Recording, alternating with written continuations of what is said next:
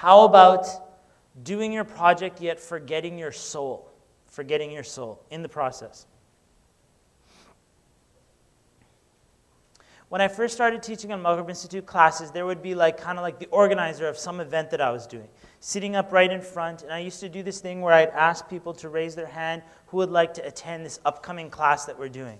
So the guy who I would think this is the leader, this is the guy who's going to make a difference in the community, his hand is down. And I'm like, who wants to come to the class? His hand is down. And now this person would say, I can't come to the class because I'm too busy.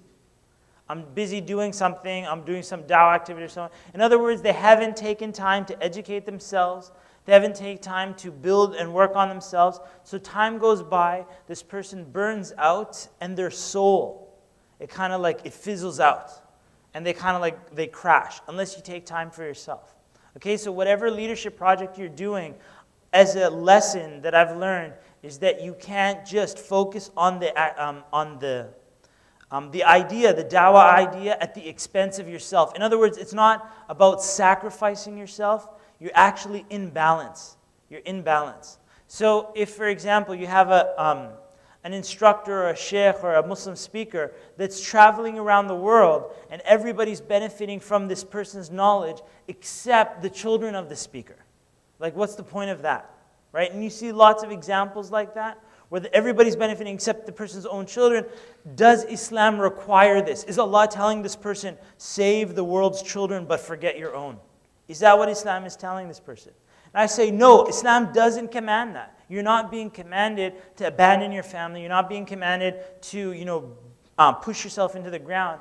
And here's the thing, a lesson that I've learned for working for Islam or working in something that you love, that working for the deen never exhausts a person. It actually motivates them and inspires them.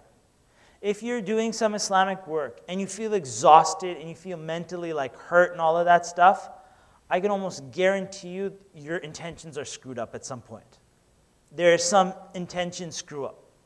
You're actually doing some work for the sake of Allah and you hate it.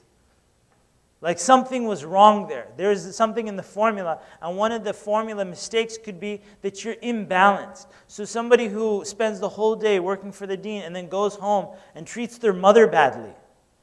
And the mother's saying, oh, what did you learn at the workshop? And he's like, get lost, Mom. I'm tired. Right? So wait a second here. So what did you learn at this Islamic class? So now the person goes back to the Islamic class and starts blaming them. Why do you guys charge so much money? They got some other issue. They start going in a different direction. They're imbalanced in both areas. Their dawah work is not going to flourish, and their personal lives aren't going to flourish, so you can't forget your soul. And I'll give you this example of Umar radiallahu anhu, a great leader.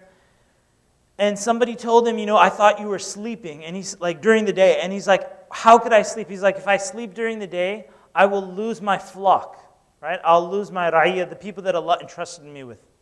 And the question for you is, as you're wearing your leadership jacket, are you sleeping during the day? Metaphorically? Anyways, so back to Umar radiallahu anhu, he said, if I sleep during the day, then I lose my flock. And if I sleep during the night, I will lose myself. So in other words, they have time for the community and they have time for themselves. So if the time has come, right, the class is over and someone's like, I still need your help. No, it's my family time right now.